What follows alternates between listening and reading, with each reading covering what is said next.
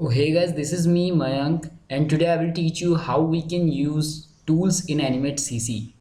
So this is our interface और ये left side में आपके सारे टूल्स मिल जाएंगे। तो स्टार्ट करता हूँ सिलेक्शन टूल से। सिलेक्शन टूल वी इसका शॉर्टकट है। ये जनरली कुछ भी ऑब्जेक्ट आपके पास कोई भी ऑब्जेक्ट होगा ये उसको मूव करने के लिए यूज़ होता है, इसीलिए इसको सिलेक्शन टूल बोलते हैं। उसी में ये होता है सब सिलेक्शन टूल, ए इसका शॉर्टकट है। सब सिलेक्शन टूल का यूज़ इस नोड्स को ही कंट्रोल करने के लिए यूज़ होता है। जैसे कि सिलेक्शन टूल है, सिलेक्शन टूल इसको होलसम लेता है, लेकिन सब सिलेक्शन टूल उसके नोड्स पे वर्क करता है। अब आ जाते हैं फ्री ट्रांसफॉर्मेशन टूल, क्यों इसका शॉर्टकट है। अगर आपको ट्रांसफॉर्म पर्सपेक्टिव में करना है तो आप कंट्रोल होल्ड करें, उसके बाद फिर इसके पॉइंट्स को प्रेस करके ट्रांसफॉर्म करें, तो ये आप एज अ पर्सपेक्टिव आप इसको यूज़ कर सकते हैं। तो नेक्स्ट आ जाता है हमारा 3D rotation tool. 3D rotation tool किसी भी ऑब्जेक्ट को मूवी क्लिप में कन्वर्ट करने के बाद ही वर्क करता है। अच्छा, अब मूवी क्लिप क्या है? किसी ऑब्जेक्ट को मूवी क्लिप में कन्वर्ट करना मतलब उसे ग्रुप में कन्वर्ट करना। एक मैं एग्जांपल एक बना के बताता हूँ। जैसे मेरे पास ये ऑब्जेक्ट्स हैं, मेरे पास करीबन 4 ऑब्जेक्ट हैं। अब मैं ये सारे अलग अलग हैं, तो मूवी क्लिप बनाने के लिए मैं क्या, अगर मेरे को पूरा मूवी क्लिप बनाना है, एक मूवी क्लिप बनाना है पूरे को, तो मैं पूरे को सेलेक्ट करके राइट क्लिक करके या F8 दबा के कन्वर्ट टू सिंबल, तो यहाँ मैं मूवी क्लिप में करूँगा कन्वर्ट। फिर मूवी क्लिप में जैसे कन्वर्ट करूँगा, ये आप जैसे देख सकते हैं ब्लू कलर का बॉक्स बना है, ये एक मूवी क्लिप है। मूवी क्लिप में जैसे ही जाऊँगा मैं एंटर होऊंगा, यहाँ एक और फ्रेम है। फॉर एग्जांपल बता रहा हूँ, जैसे सीन 1 में हमारे पास टाइमलाइन में एक ही लेयर था। ये जो बॉक्स है वो एक ही लेयर में है सारा। तो यहाँ अगर बाई चांस मैं 3 लेयर बनाया हूँ, ठीक है, लेकिन जैसे मैं ये वाला लेयर 1 में है तो ये लेयर 1 सेलेक्ट हो गया।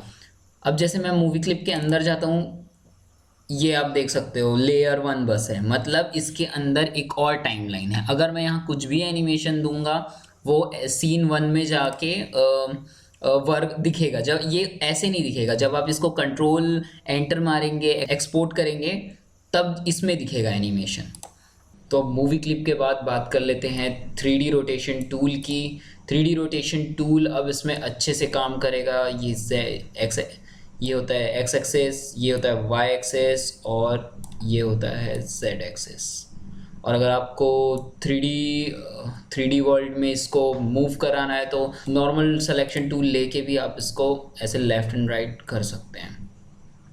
नीचे आ जाते हैं lasso tool. Lasso tool normally selection के लिए यूज़ होता है। अगर बाई चांस मुझे एक किसी ऑब्जेक्ट में छोटा सा एक एरिया चाहिए, लाइक मुझे ऐसे वाला ये इतना एरिया चाहिए बस, तो मैं ये सेलेक्ट करके देन मैं इसको निकाल सकता हूँ। पेन टूल अगर आपके पास कोई एक कॉम्प्लेक्स शेप है जिस पे आप एक आर्क बनाना चाहते हो, लाइक वो सर्कल नहीं है, वो रेक्टेंगल नहीं है, लेकिन आपको कुछ ऐसा बनाना है जिसे आप ट्रेस मारना चाह रहे हैं यहाँ, तो उस टाइम पेन टूल सबसे अच्छा टूल है उसके लिए। एक रफ में ड्रॉ बनाऊंगा कि लाइक मुझे हैट बनाना है, तो हैट के लिए मैं सर्कल वर्कल ले सकता हूँ, लेकिन उसमें टाइम लग जाएगा। तो मैं क्या करूँगा, पेन टूल से लेके सीधा एक क्लिक किया, देन यहाँ क्लिक किया। अच्छा, क्लिक करने के बाद तुरंत आपको ऐसे खींचना है होल्ड करके, तो ये एक आर्क बनाएगा जो स्मूथ रहता है वो। अगर आप ऐसा आर्क नहीं बनाएंगे, सिर्फ एक सिंगल क्लिक करेंगे, तो वो एक शार्प लाइन देगा। तो वो ना करके मैं हेड बनाना है, तो हेड तो होगा नहीं शार्प ऑफ कोर्स, तो मैं इससे ड्रैग कर करके हेड बनाऊंगा।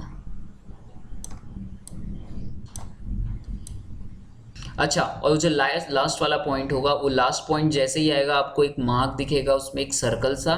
इसका मतलब है कि वहां पास वो कंप्लीट एक सर्किट बन जाएगा। नेक्स्ट आ जाते हैं text tool. Text tool simply आपको, अगर आप इसे बॉक्स बनाने जैसा अगर ड्रैग करेंगे तो वो एक बॉक्स क्रिएट करेगा जिसमें आप कुछ भी लिख सकते हैं। लेकिन और अगर आपको ऐसा नहीं करना है, सिंपल अगर क्लिक भी कर देंगे तो भी इसमें वो ऑप्शन दे देगा, उसमें आपको कोई भी रेस्ट्रिक्शन नहीं रहेगा। अगर आप नॉर्मली बॉक्स बनाते हैं तो बॉक्स में ऐसा रहता है कि आप जितना लिखेंगे उसके बाद उस एरिया के बाद ये नीचे जाते जाएगा, लेकिन नॉर्मल क्लिक में वैसा नहीं होता। नॉर्मल क्लिक में आप जितना लिखते जाएंगे वो आगे जाते जाएगा। अगर आपको नीचे शिफ्ट होना है तो उसके लिए एंटर प्रेस करें और फिर आगे बढ़ें। एंड टेक्स्ट में एक और चीज़, आपको अगर टेक्स्ट चेंज करने हैं, ठीक है, तो प्रॉपर्टीज़ में जाके कैरेक्टर में ही कैरेक्टर में जाएंगे तो आपको सारे उसे फॉन्ट साइज से लेके फॉन्ट सिलेक्शन जो भी रहेगा वो सारे चीज़ आपको कैरेक्टर प्रॉपर्टीज़ में मिल जाएंगे। प्लस में पैराग्राफ है, ऑप्शन और भी है जैसे लाइक लिंक एक्चुअली आपके एक्शन स्क्रिप्ट कोडिंग्स होती है इसमें एनिमेट में, ये उसके लिए रहता है। नेक्स्ट आ जाते हैं लाइन टूल नॉर्मली लाइंस बनाने के लिए होते हैं। लाइंस के अगर आपको विड्थ हाइट या कुछ भी करना है तो सेम प्रॉपर्टीज़ में आना है और फिल एंड स्ट्रोक में जाके आप इसके लाइंस के कलर्स चेंज कर सकते हैं, स्ट्रोक्स चेंज कर सकते हैं, स्ट्रोक साइज चेंज कर सकते हैं, स्टाइल चेंज कर सकते हैं। स्टाइल जैसे अब मुझे डॉट चाहिए तो मैं डॉट यूज़ करूँगा, तो ऐसे आप हर चीज़ कर सकते हैं। धोलेंगे यहाँ दो टाइप के रेक्टेंगल टूल आ जाते हैं। इसमें पहले वाला मैं बताता हूँ, इसे जस्ट ड्रैग करना है। अगर आपको स्क्वायर चाहिए रेक्टेंगल के बजाय तो आप नॉर्मल शिफ्ट प्रेस करें उसके बाद ड्रैग करें, तो इससे ये स्क्वायर आपको शेप देगा। लेकिन अगर आपको कॉर्नर से रीसाइजिंग नहीं चाहिए, आपको बीच से रीसाइजिंग चाहिए तो ऑल्ट साथ में प्रेस करना है, तो उससे बीच से रीसाइजिंग होगी। ये सेकेंड टाइप वाला रेक्टेंगल टूल। अब इन दोनों का मैं एक डिफरेंस बताता हूँ।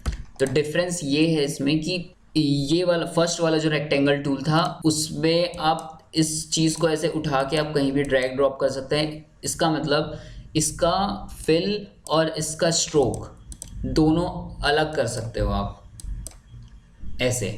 लेकिन सेकेंड वाले रेक्टेंगल टूल का ये है कि इसमें आप इसके कॉर्नर स्मूथ कर सकते हो, जितना आप इसको ड्रैग करोगे उतना ही ये स्मूथ होगा। नेक्स्ट आ जाते हैं ओवल टूल भी सेम वैसे ही यूज़ होगा जैसे स्क्वायर यूज़ होता है। जैसे शिफ्ट द प्रेस करके आप इसको रेशियो वाइज इसको रीसाइज कर सकते हो। नेक्स्ट आ जाते हैं पॉलीस्टार टूल नॉर्मली पॉलीस्टार ही है वो, ऐसा कोई बड़ी चीज़ नहीं है। अगला है पेंसिल टूल जनरली आप अगर पेन टैबलेट यूज़ करते हैं तो मैं रेकमेंड करूँगी कि आप पेंसिल टूल ज़रूर यूज़ करें। अगर इसकी स्मूथिंग बढ़ाना है या स्ट्रोक्स बढ़ाने हैं तो आप यहाँ से प्रॉपर्टीज़ में जाके उसमें क्रिएट कर सकते हैं ऐसे। नेक्स्ट है ब्रश टूल भी सेम पेंसिल टूल जैसा ही है, बस इसमें डिफरेंस ये है कि आप ब्रशेस प्रीसेट वगैरह निकाल सकते हैं इसमें, एरो या कुछ भी बनाना है तो वैसा यूज़ करके आप ब्रश को वैसा यूज़ कर सकते हैं। तो ये है इसका डिफरेंस। ब्रश टूल पिछला वाला था पेंट ब्रश टूल और ये है नॉर्मल ब्रश टूल, ये तीनों एक ही टाइप के हैं और काफ़ी कोई चेंजेस नहीं है। डिफरेंस ये है कि ब्रश टूल में स्ट्रोक्स नहीं होते और जो बाकी सब है उसमें वो स्ट्रोक्स पे वर्क करते हैं, लेकिन ब्रश टूल फिल पे वर्क करता है, इसके स्ट्रोक्स नहीं होते। जैसे कि प्रॉपर्टीज़ में देख सकते हो आप, इसके फिल पे कलर है लेकिन इसके स्ट्रोक पे कलर नहीं है। अब बात करते हैं हमारे अगले टूल की तरफ जो है बोन टूल के लिए मेरे को पहले एक ग्राफिक चाहिए जो मैं बना रहा हूँ अभी। F8 प्रेस करके ग्राफिक, एक और ग्राफिक ले लूँगा मैं। अब ये दो ऑब्जेक्ट अलग अलग है, ये अलग है ये अलग है, तो इन दोनों अभी एक ही लेयर पे, तो एक इससे मैं पहले तो दो अलग अलग लेयर में बनाऊंगा। राइट क्लिक करके डिस्ट्रीब्यूट टू लेयर्स, अब दो अलग अलग लेयर्स में आ गए हैं ये। अब मैं बोन टूल लूँगा, M इसका शॉर्टकट है। अब मुझे जहाँ से जिस पॉइंट से मुझे इसके बोन कनेक्ट करने हैं वो पॉइंट लेके मैं यहाँ तक उसे कनेक्ट करूँगा। अब सिलेक्शन टूल लेके ये देखो,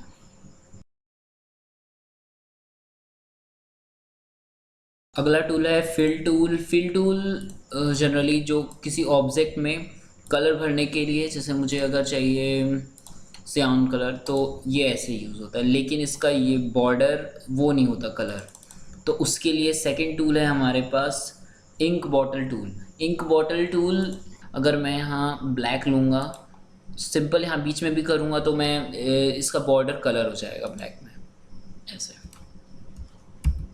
नेक्स्ट है ink tool. Ink tool generally जैसे मेरे पास ये कलर बॉक्स है और ये बॉक्स है, अगर बाई चांस मेरा ये इस बॉक्स का कलर दूसरा है, मुझे ये सेम कलर इस बॉक्स में चाहिए, तो इंक का शॉर्टकट है आई।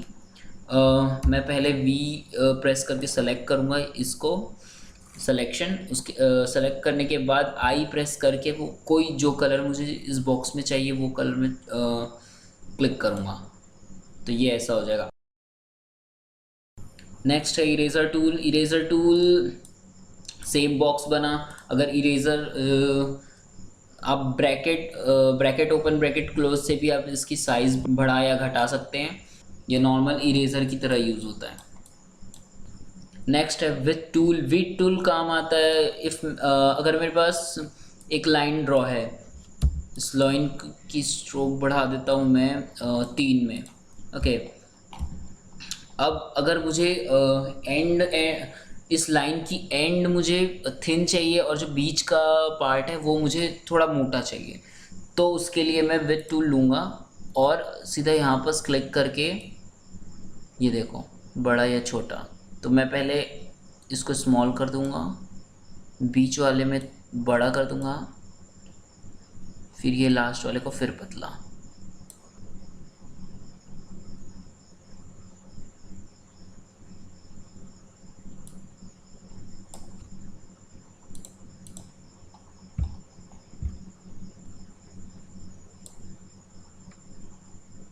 मैं ऐसे इसको शेप दे सकता हूँ। नेक्स्ट है camera tool. Camera tool normal zoom in zoom out. इसके लिए पहले मैं लूँगा कोई सब ऑब्जेक्ट,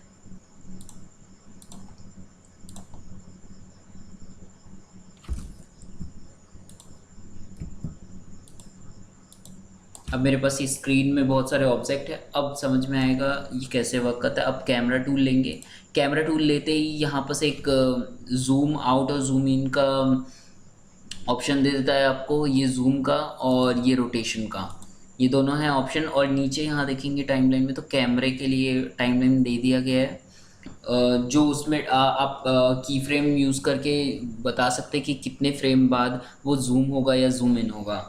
तो ये नॉर्मली ऐसे यूज़ होता है, ये जूम आउट और ये जूम इन। ये रोटेशन के लिए कि आपका कैमरा कितना टिल्ट हो रहा है, कितना कब टिल्ट करना, ये टिल्ट करने के लिए है। नेक्स्ट है hand tool. Hand tool normally जब जूम रहता है तब हैंड टूल ये काम आता है अपने आर्टबोर्ड को इधर से उधर। इसका शॉर्टकट नॉर्मली स्पेस है, स्पेस से भी अगर आप सिलेक्शन टूल है और प्रेस होल्ड करेंगे स्पेस तो उसमें भी हैंड टूल काम करता है। इसके बाद है जूम टूल। जूम टूल का शॉर्टकट है जी, और अगर आप ऑल्ट प्रेस करेंगे तो ये जूम आउट होगा और ऑल्ट नहीं प्रेस करेंगे तो ये जूम इन। लेकिन आप जूम इन का यूज़ आप स्क्रॉल से भी कर सकते हैं, कंट्रोल होल्ड करके then scroll up scroll down, उससे भी जूम इन जूम आउट हो सकता है। तो दोस्तों आपको मेरा वाला ट्यूटोरियल कैसा लगा मुझे कमेंट बॉक्स में ज़रूर बताइएगा, और मेरे चैनल पर सब्सक्राइब करने के बाद बेल आइकन दबाना बिल्कुल मत भूलिएगा। अगर आपको इसी सब्जेक्ट पे फुल प्रीमियम पेड ट्यूटोरियल चाहिए तो नीचे डिस्क्रिप्शन पे लिंक दिया हुआ है, आप मेरे फेसबुक पेज, व्हाट्सअप पेज और ट्विटर से भी जुड़ सकते हैं, सेम डिस्क्रिप्शन पे लिंक दिया हुआ है। सो तब तक के लिए दिस प्रवीदास साइनिंग ऑफ।